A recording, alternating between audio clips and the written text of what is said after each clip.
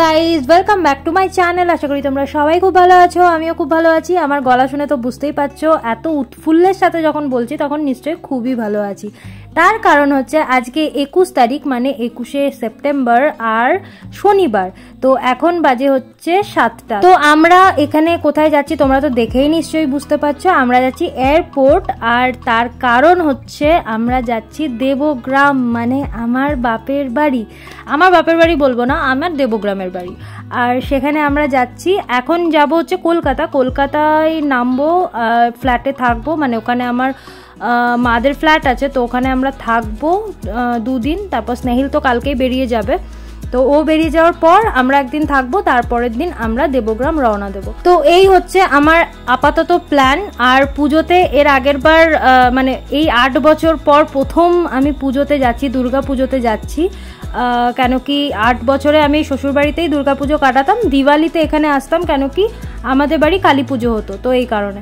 তো এবার যেহেতু আমার দিদা, জানোই তোমরা, আমি অনেক আগেই বলেছি যখন আমার মেয়ের অন্নপ্রাশন হচ্ছিল তখনই মানে আমার দিদা মারা যায়, এই কারণে সেই কাজ, বাৎসরিক কাজ পড়ে গেছে, যার জন্য আমি এখন দিদার কাজের জন্যই যাচ্ছি। তো যাই হোক, এখানে যত রকম ফর্মালিটিস আছে সব হয়ে গেছে আমাদের।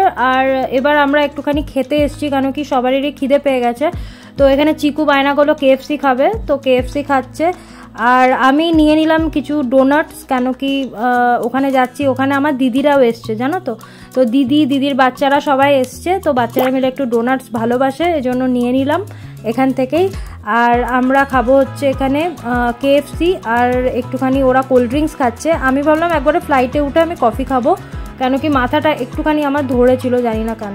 আর গুড়িয়া খুব এনজয় করছে, গুড়িয়ার এটা ফার্স্ট ফ্লাইট, কেন কি এত ছোটোতে ওকে আমি ফ্লাইটে নিয়ে আসার সাহস পাচ্ছিলাম না, যদি কানে ব্যথা হয়, কেন কি আমার ছেলের কিন্তু ভীষণ কানে ব্যথা হয় যখন টেক অফ করে প্লেন, তখন সেই টাইমটা।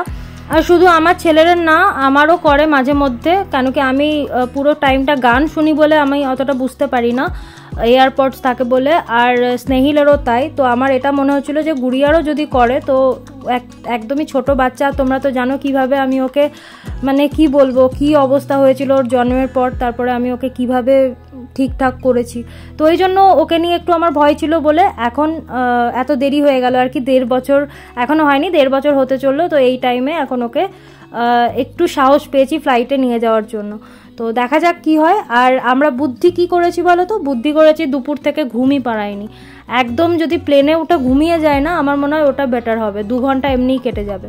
তো যাই হোক, ওরা এয়ারপোর্টটা খুব এনজয় করছে, দেখতেই পাচ্ছ, গুড়িয়া চিকু, আর বেশ মজা করছে। আমরাও একটুখানি বসেছি, এবার আমাদের বোর্ডিং স্টার্ট হবে, তো চলো দেখতে থাকো।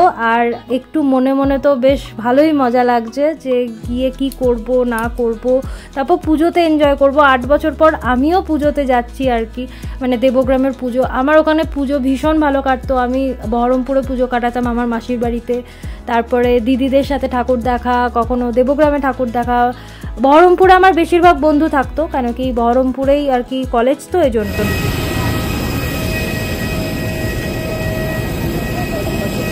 তো আমরা ফ্লাইটে বসে পড়েছি, আর দেখতেই পাচ্ছ যেটা তোমাদেরকে বলেছিলাম, সারা দুপুরে ঘুম পাড়ায়নি। ওপরে মানে ফ্লাইটে ওঠার পর ওকে 1 বটল দুধ খাওয়ালাম, ও দুধ খেলো, দুধটা বানিয়েই নিয়ে এসেছিলাম বাড়ি থেকে।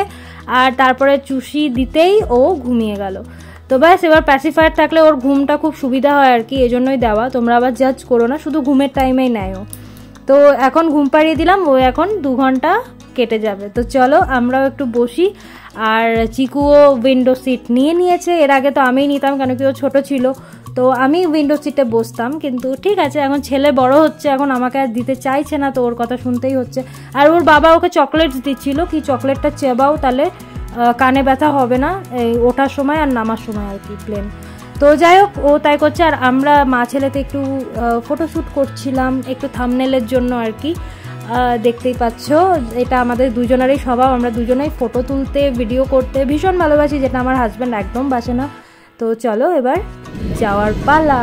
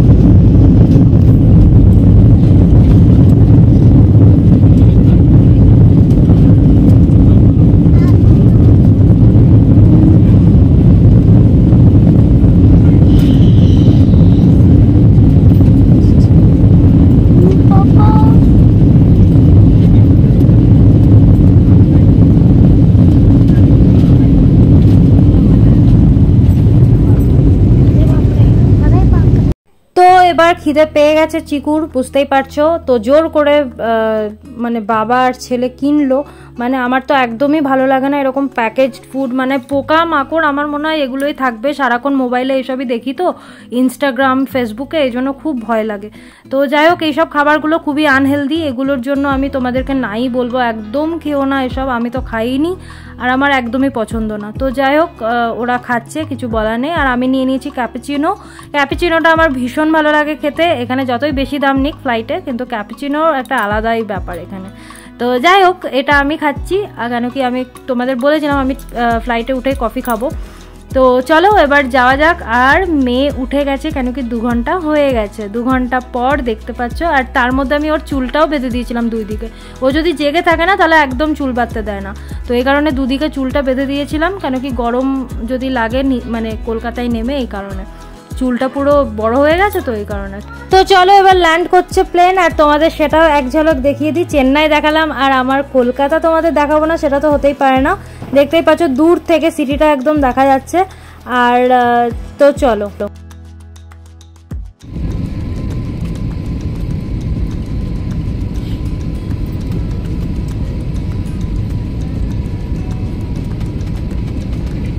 মাম্মা হাই করে দাও, হাই করে দাও। চিকু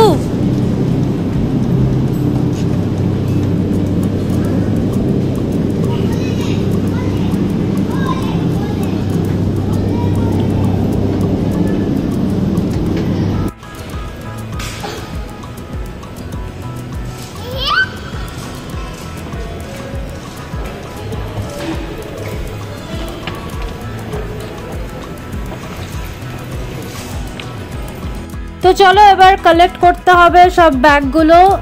আমাদের 5 নম্বর বোধহয় বেল্ট বললো, কনভেয়ার বেল্ট। তো ওখান থেকে কালেক্ট করব। আর তারপরে যাব হচ্ছে ওয়াশরুম। একবার ওয়াশরুম হওয়ার পর তারপরে আমরা বেরোবো।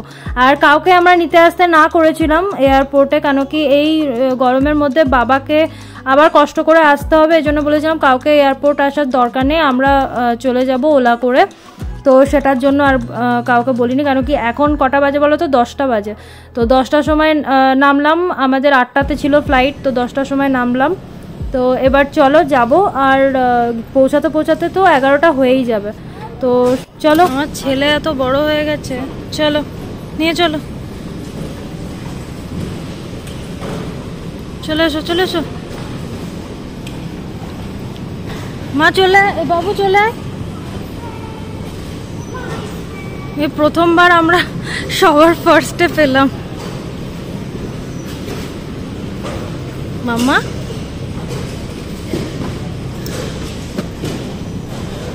তো চলো আমরা গাড়িতে উঠে পড়েছি। আর যত আগে যাচ্ছি একটা এক্সাইটমেন্ট বাড়ছে, সবাইকে দেখতে পাবো, মা বাবা, সত্যি মানে কি বলবো। এই জন্য যাদের দূরে বিয়ে হয় না তাদের এরকমই বোধহয় হয়, সেটা বলবো না, কাছে বিয়ে হলেও মা বাবার জন্য সেম ফিলিংস থাকে হয়তো।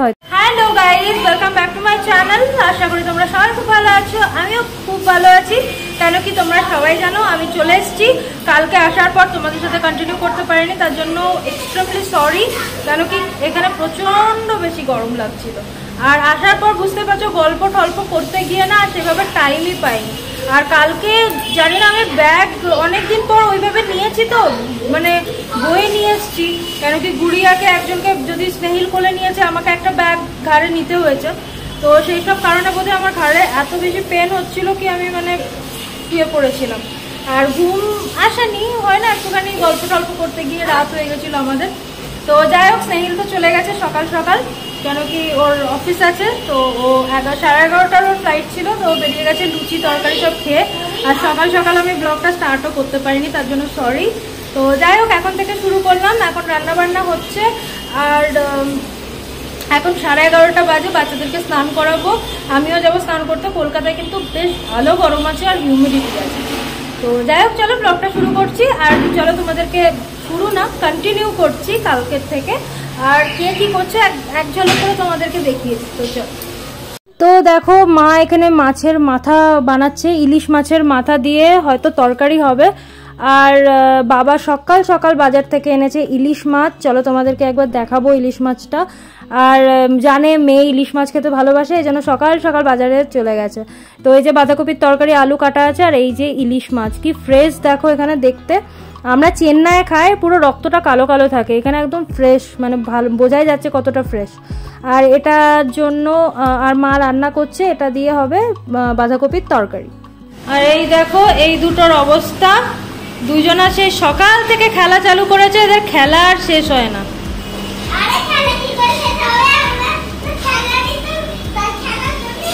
আচ্ছা খেলার জন্যই আসছো?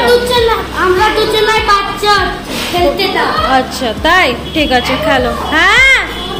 আর এই যে আমার মহারানী ঘুমাচ্ছে এখন, গরম প্রচন্ড গরম এখানে। তো এখানে ভাজা হচ্ছে মাছের মাথা, ইলিশ মাছের। এখানে কি হবে মা? বাঁধাকপির তরকারি। বাঁধাকপির তরকারি ইলিশ মাছের মাথা দিয়ে। অনেকদিন পর বাঁধাকপি খাবো, আমি যদিও পছন্দ করি না। আর এখানে তো ইলিশ মাছ আছে।